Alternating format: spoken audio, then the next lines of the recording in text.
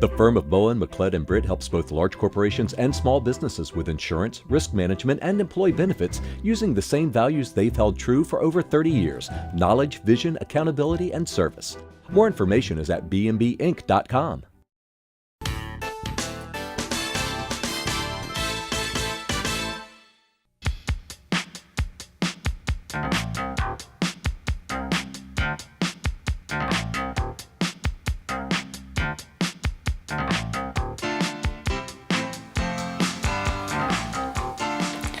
Hello, I'm Marcia Cavanaugh. Thanks so much for joining us.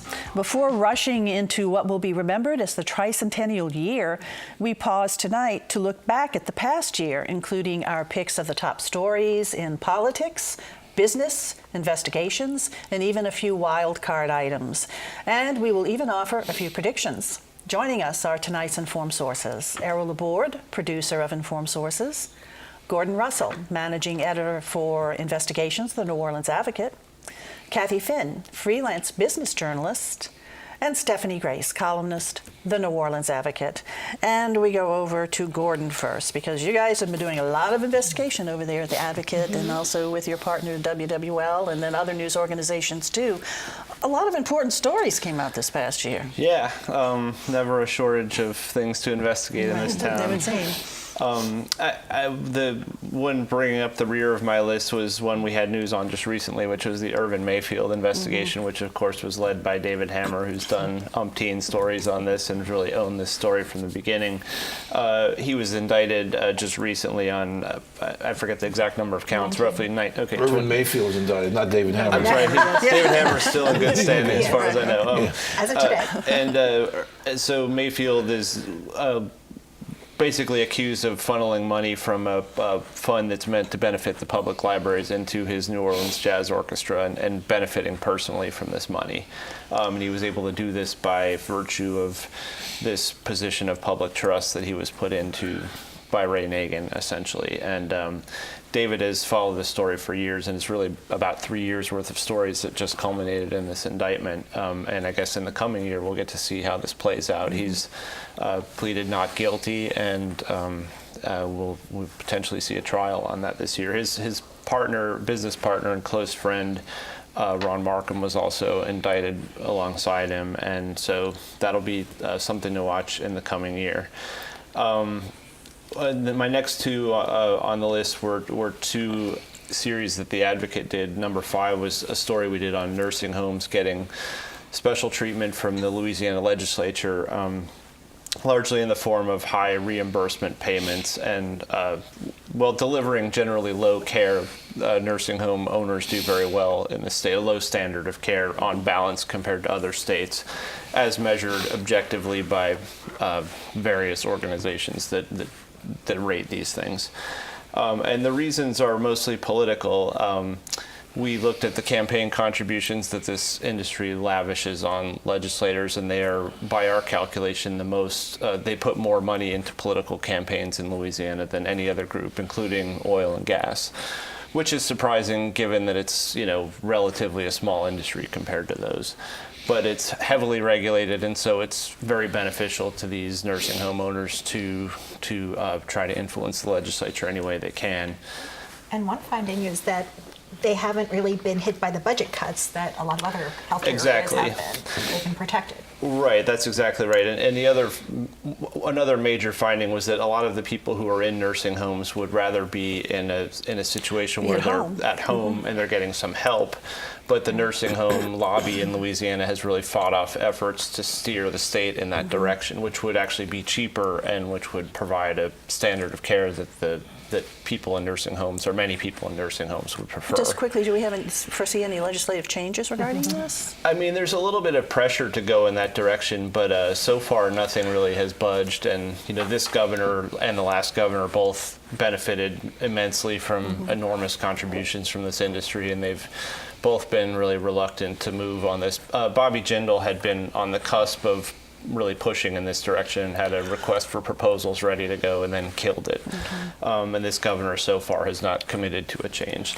Let's go to your next one. The next one is the industrial tax exemption, which is a program that we looked at recently in the Advocate, which is the largest tax giveaway in the state of Louisiana, and it's given away at the state level, but it takes money out of local government coffers, and this is something where industries that make large capital improvements don't have to pay taxes on those investments for 10 years.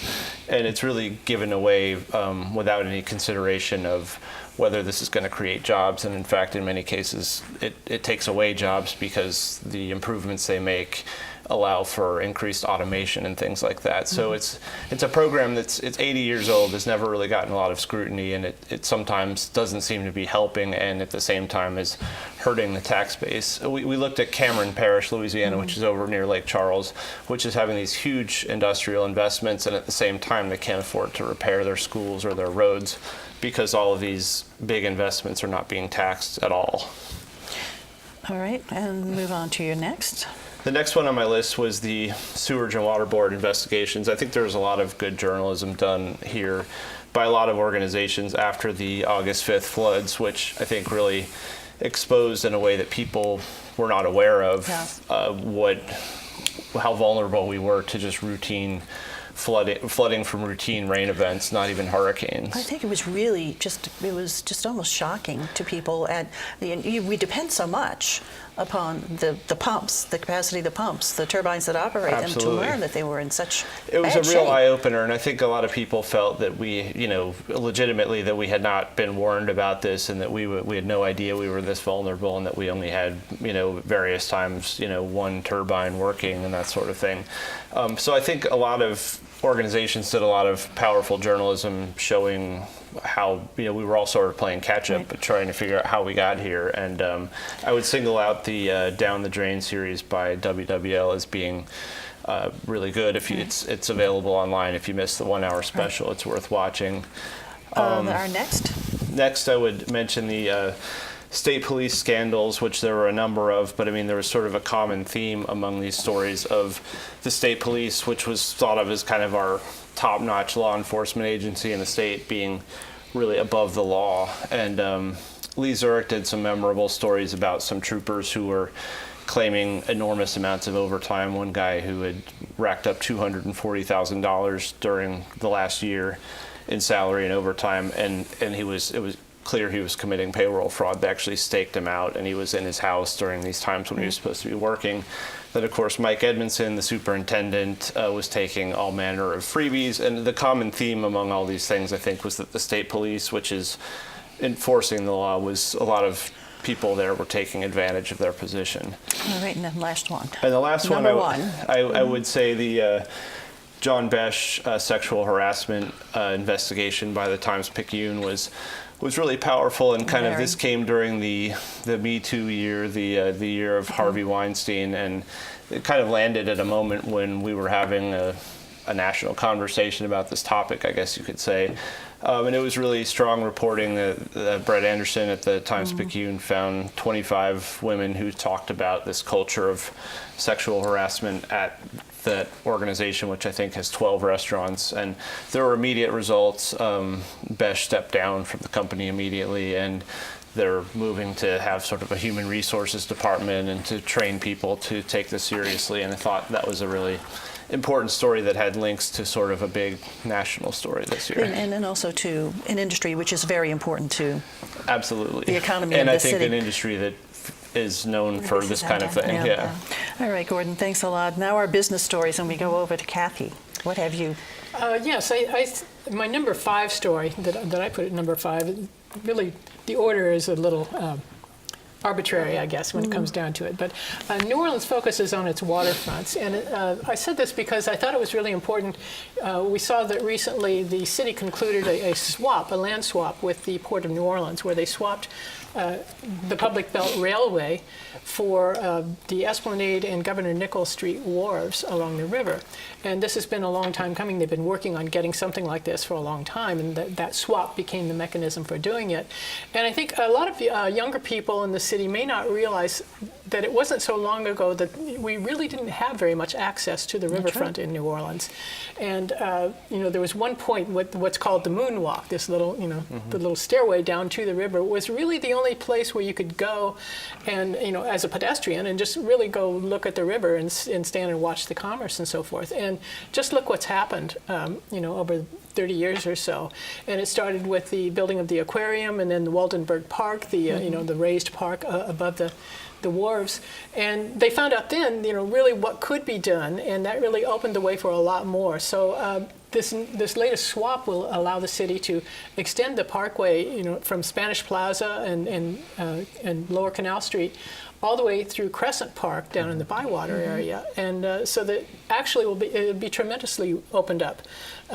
Even now, I mean, it's really quite amazing when you look back, several decades and see how little there was. And now there it's was a river really no city. access. You can't see the river. it's a river city, and it means the world to the tourism industry, but also just to locals and the quality of life, for people who want to see the river. And this is kind of happening. There's a new focus also on the lakefront we're seeing now, because there's so much going on out there, and I think the levee district is trying to get more revenue out of its properties, and so you're going to see more out there as well. Because that's another great asset. Okay, number 4. Number 4, I have is the tide turns against oil firms. And of course, we've seen an extended period of low oil prices, which has been hard on the industry and hard on service companies. But the real capper this year was that Tidewater Inc. Declared bankruptcy, Chapter 11 bankruptcy. And that was, it's an old company. It was a large company. It was the largest offshore service boat owner in the world, in fact, and had the biggest fleet. So they were a real leader in that. The company, I'm saying the company still exists. They have reorganized, and they're still operating. But this was huge. It was a huge bankruptcy, and they shed, I think, $1.6 billion worth of debt in that bankruptcy. So that, they were in a lot of trouble. So that was ironically, oil prices have actually tipped upward lately, and even above 55, pushing towards $60 a barrel, which is pretty strong. We don't know if it'll sustain at that level, though. Okay, number 3. My third topic was condominium development, driven by short-term rental demand. We're seeing just an explosion of condominium construction in the city, in and around the city, and part of it is simply because there's so much demand for like downtown housing, warehouse district, and the like. But it's also, a large part of it is driven by short-term rentals, people who want to invest money to buy a condo and then rent it out for much of the time, because you can get, it's an income-producing property. And this works both ways, because once you have that investor demand for it, you're also you're pushing developer interest in it, because they can sell those condos for a lot more money than they could to someone who's going to own it and occupy it. And that short-term rentals remains a very contentious issue. It'll be interesting to see what our next council is going to do about that, to address that issue. Okay, next one. Number 2, I said technology sector gets a boost, and there have been a couple of things here. We heard in the last few months that DXC, a technology company, which is an international company actually, is going to open an office here. They have the promise of hiring 2,000 people over a 5-year period or so. This was very big news for New Orleans and for the technology sector in general. We've had some success stories along the way, but this was really quite a find. I mean, the governor called it the biggest economic development announcement really in the state's history. Yeah, that's significant. That's possibly stretching it a little. Possibly. I mean, it's certainly exciting, Yeah. and I think when it gets to the technology companies, when it comes to employees, 2,000 really is pretty significant for a tech company, because not many employ that many. Okay, let's get to your number 1. The number 1 was big news in banking, and this is 2 banks involved here. Hancock Whitney, I think we've seen Hancock Whitney grow ever since Hancock took over Whitney, and we've seen the significance of the Whitney name. They always retained the Whitney name in New Orleans for the banks that they acquired in New Orleans while they were still called Hancock outside the city. but they are officially changing their name to Hancock Whitney, and I think most significantly putting their name on a building. They got the naming rights to One Shell Square, and I predict that it's going to be a long time before people stop calling it One Shell Square, but they're actually in the coming year going to put the Hancock Whitney name at the top of that building. And That's it'll be pretty the Hancock significant. Whitney building. Unfortunately, the downside of the banking news was first NBC Bank failing this year, and it was a huge failure. It was a $1 billion failure brought on by very bad lending practices. The Fed stepped in, closed the bank, and have sold off assets to, well, quite a few different companies, including Hancock Whitney. Okay, business year, and a busy year rather in business. If I can make just one honorable mention on a story, Tom Benson buying Dixie beer. Yeah, I think we don't know the economic significance of this yet, but it was pretty interesting news when it happened. So yeah, we we'll see really the like future. the idea of Dixie at home. Okay, political stories. There's never a Yes. shortage of those. So how did you No. cull it down to 5? It was rough, actually. But I'm going to start with a story that it's almost kind of no news was the news, and that is the Affordable Care Act. That at the beginning of the year, it looked like perhaps might not survive after the election of President Trump and the Republican leadership that was spent on eliminating it. It did survive, and there are a couple of local angles to that. One is Medicaid expansion, which is something that Governor John Bel Edwards enacted after Bobby Jindal refused to. It's his pride and joy. It is something that he is so proud of. He talks about the number of people who've gotten care who wouldn't have gotten it before. He talks about the economic benefit. He was able to do it without the legislature, so that was a plus because he's, he has a contentious relationship with the legislature. And it's something that I think a lot of people see as a real success here in Louisiana. Over 400,000 signed up. Exactly. And again, a lot of people, service industry, all, Right. Bill Bill Cassidy State. meets Kimmel. Bill Cassidy. The other angle is that our senator, Bill Cassidy, the former charity system doctor, decided to make this his issue. He made a big push to, at first it looked like he was going to be kind of in the middle and try to,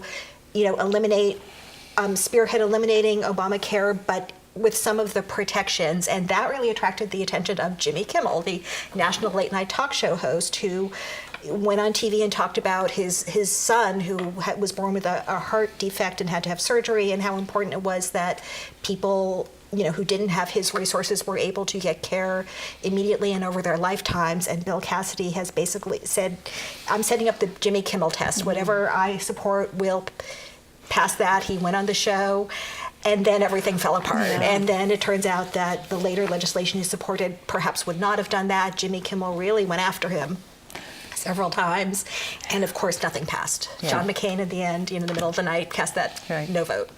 Okay, next one. Next one, closer to home, Jefferson Parish, Newell Norman steps down. And this was a real shocker. The sheriff had been in office for 10 years. He was the hand-picked successor to Harry Lee. He was legendary. And nobody knew he was going to do it. One day he up and announced that he was going to instead become a talk show host. That's so right. there he is on WWL radio. And, it's the end of an era in Jefferson Parish. He was enormously popular. He could have held that job for life. Sometimes thought of as the most powerful local political job. Sure. And in the state, he was a key figure in helping get John Bel Edwards elected and defeating David Vitter, a longtime nemesis. And what's interesting is that his hand-picked successor looks like he's not going to have as easy a time of it. There's a real battle brewing. The election is in March between Joe Lupinto, his hand-picked former legislator, chief deputy, interim sheriff, and Johnny Fortunato, who we've all been seeing on TV as the sheriff's office spokesman for a long time. Yeah, he's been, 40 years on the force. Okay, next one. Next one, the Confederate monuments come down. And wow, I don't know another controversy that has been so emotional for so long in the city. Of course, Mitch Landrieu set out to do this. There are 4 monuments, Robert E. Lee being kind of the most prominent of them, Jefferson Davis, Beauregard, and then the Liberty Place Monument. And it was held up. It took several years. I think he wanted to do it quickly, but it was held up in court. So they finally came down this year. And it just it unleashed such emotion and such kind of it was a difficult conversation that I think the city is perhaps not done with. But it is again part of a national conversation like the sexual harassment story.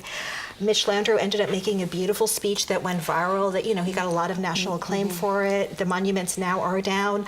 I think we have to give NOPD credit for really keeping the peace. When you look at what happened in Charlotte, this could have been a very scary situation. It wasn't. Interestingly, as divisive of an issue as it was, and it is still quite a divisive issue, it didn't come up at all during the mayor's election.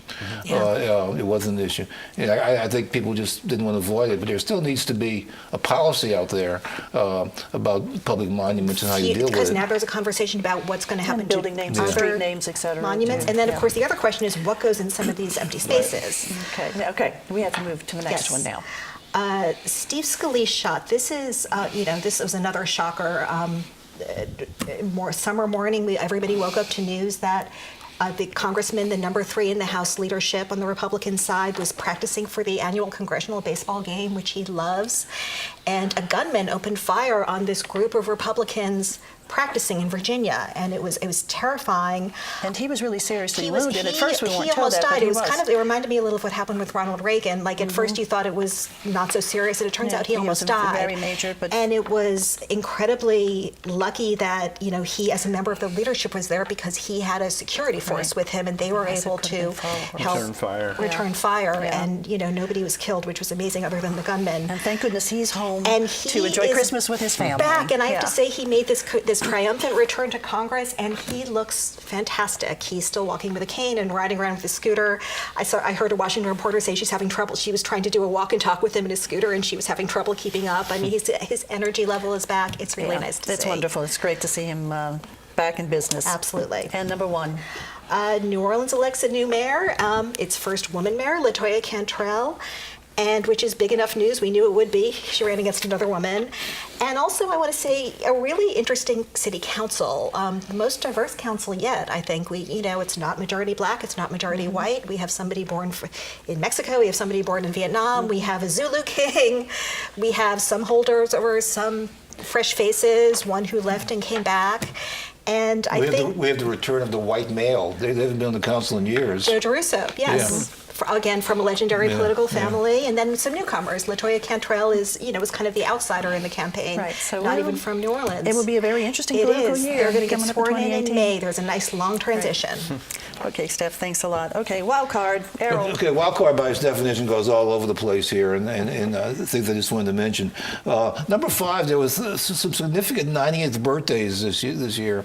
Edwin Edwards and Tom Benson come to mind. As I recall, they were around the same day. I think they had their birthday parties the same night, and so it was a big year for that. Also, Al Scramuzza has his 90th birthday. But it was also an event. It was the 90th anniversary of the Great Flood of 1927, and to me, that was the birth of Louisiana populism right there. It all started. Huey Long was elected governor the next year on a populist campaign, and I think it was because of the poverty that was created by it. And so 27 generated a lot, including some characters who was still, and you see Benson with the activity, how active he still is. And so it was an interesting year in that.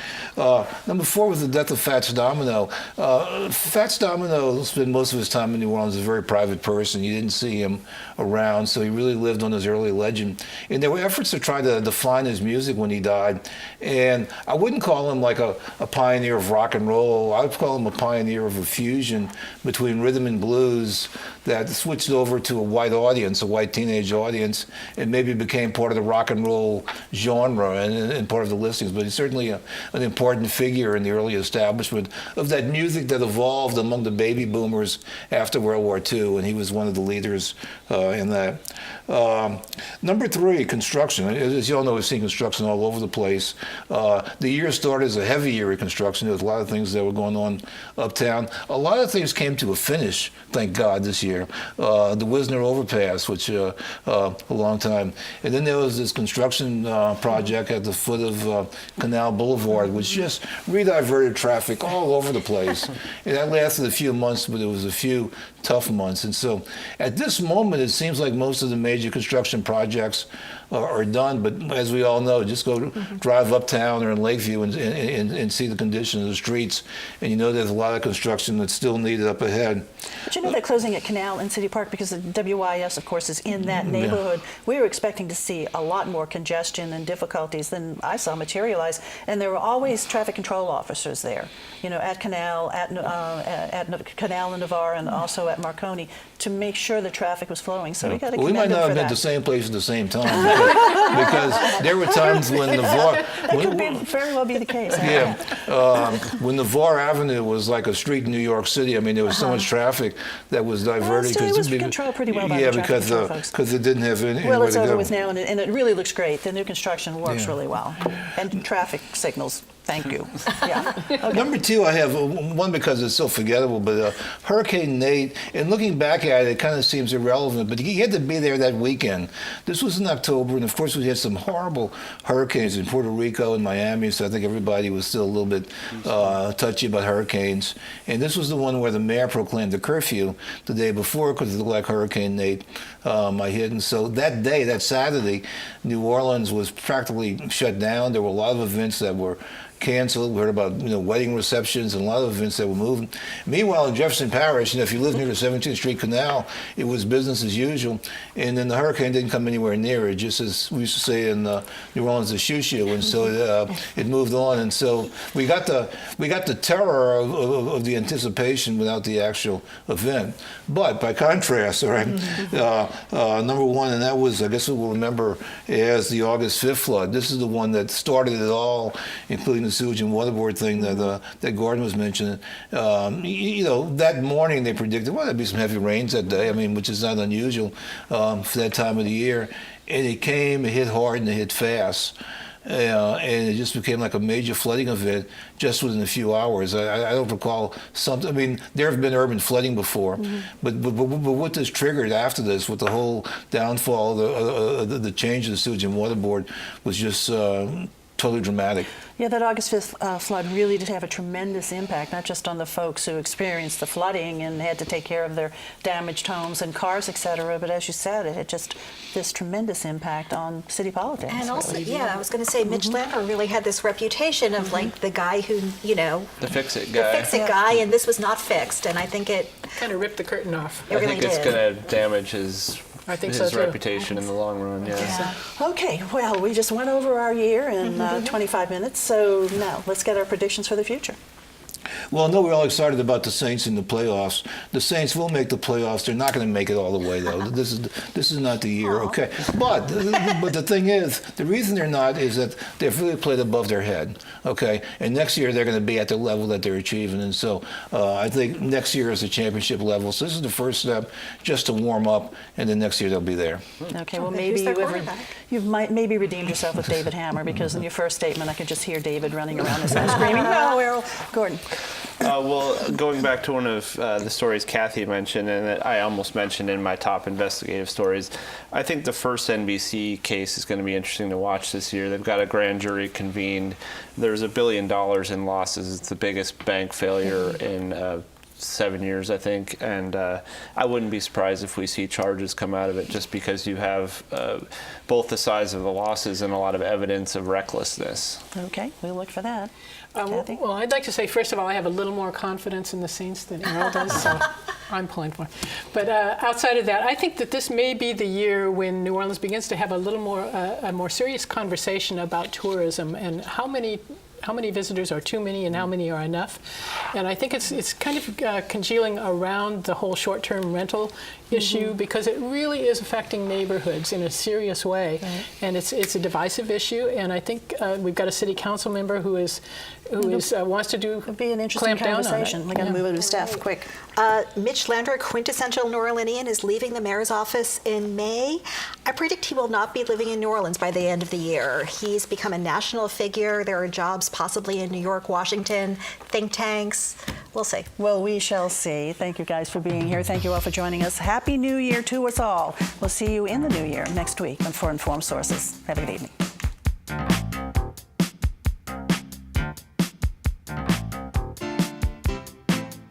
For over 30 years, knowledge, vision, accountability, and service. More information is at bmbinc.com.